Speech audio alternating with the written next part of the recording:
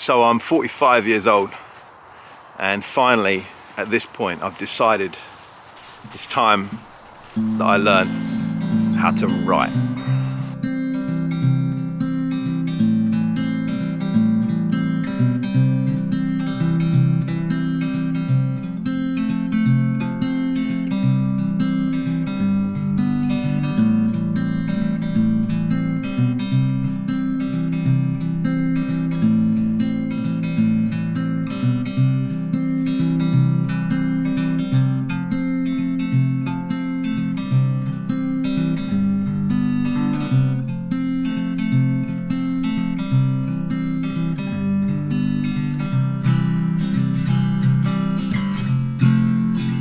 Now I don't mean like write, like just like Spot goes to the farm, here's a shopping list. Excuse the noise, it's this freaking dog being a savage. Coop, Are you being a savage? Are you being a savage? he's being a savage. I don't mean learn to write like I say, grocery list and write my name. I mean really write. I had the opportunity a couple of years ago to, well, I guess maybe it was a crossroads that turned into an opportunity. You know, sometimes in life you hit a what seems like a dead end. It seems like the death of a season, a moment coming to end, but actually what it is a moment beginning. I had one of those. I felt like after 5 years being an assistant pastor at one church and 9 years being a pastor, full senior pastor of a church, I felt like actually there was a sea change coming for me, a moment where something was going to shift. I was going to do something else. And someone asked me a question: if you could do anything, what would you do?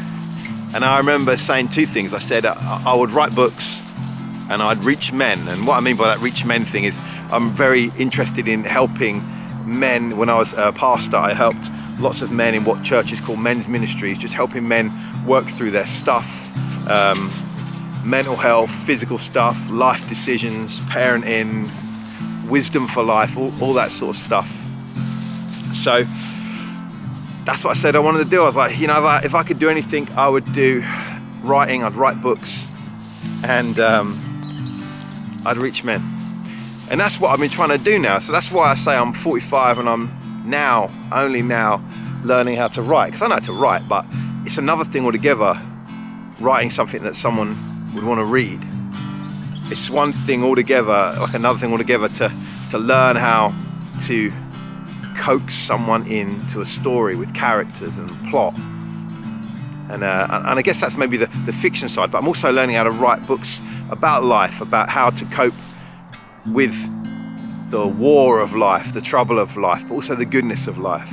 I'm also trying to write books about the nature of life. What is this thing? How do we get through it? What part does God play? What part does friends and family and work and life play? So I'm in the middle of it, right in the middle.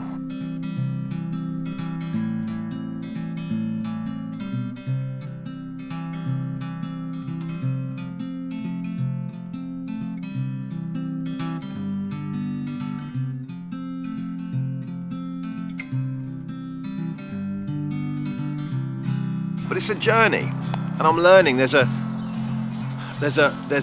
great distance between what we all consider writing, being able to write something, and being able to write.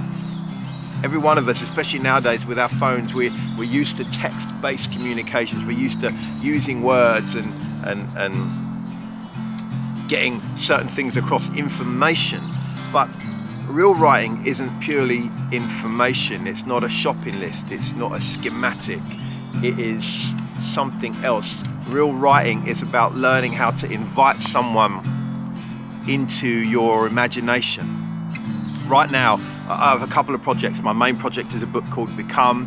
I have a secondary project called The Warfare of Dreams. The first one is a finished manuscript, but now I'm going through the editing process. Been working with someone who's an expert, great, advising me, and I've got a lot of edits to do. The second one I'm beginning to play with a lot more. And then I have a third book, and I've realized that as I write, I always have a few projects on the go because one might get a bit stale and one might seem more interesting on any given day. So this one story I have right now, this one book that is called Jenny and the Games of Mr. Death, is something that's just got me hooked at the moment. when I used to put my youngest daughter to bed, I say little, she's older now, she's going to be 11 soon, but when she was little, we used to go down and give her a kiss at bedtime, and she'd throw her arms around you and she'd say, "You're twapped." Good stories should twap you. And this story, Jenny and the Games of Mr. Deaf, this little side piece I've got going on while I'm working on these other projects that are more near completion, or just somehow they're more together. This side piece over here, this story has me twapped, and I'm learning that it's one thing to be in love with characters and story and fall for narratives and understand the journey you're going to take people on, but it's not enough that I'm twapped and I just write about it. I have to then entwap others, and that's the journey. That's where I am. That's what I'm learning to do now at 45, having switched out of a career which was mainly working with people and a lot of communication. I've been a public speaker for 20 plus years now. That's just what I've done. I've learned how to communicate verbally, but that's very different to the words on a page. It's a process. It's a process. And I'm getting there. So that's what I do. I wanted to say this just because you maybe see me wandering around the woods all the time. I'm doing this project 104016. You hear me talking all kinds of bullshit on the podcast. I wonder if does Rick do anything? Yes, I do. In many ways, podcasts and YouTube are a side hustle. Writing books, writing is my passion, and I love it. So I don't know, just thought I'd say that to you guys. Thought you might want to know. Maybe you don't, that's all right. But anyway, I hope to entwap some of you soon with some of my writing. I hope your day is going well. Bless you.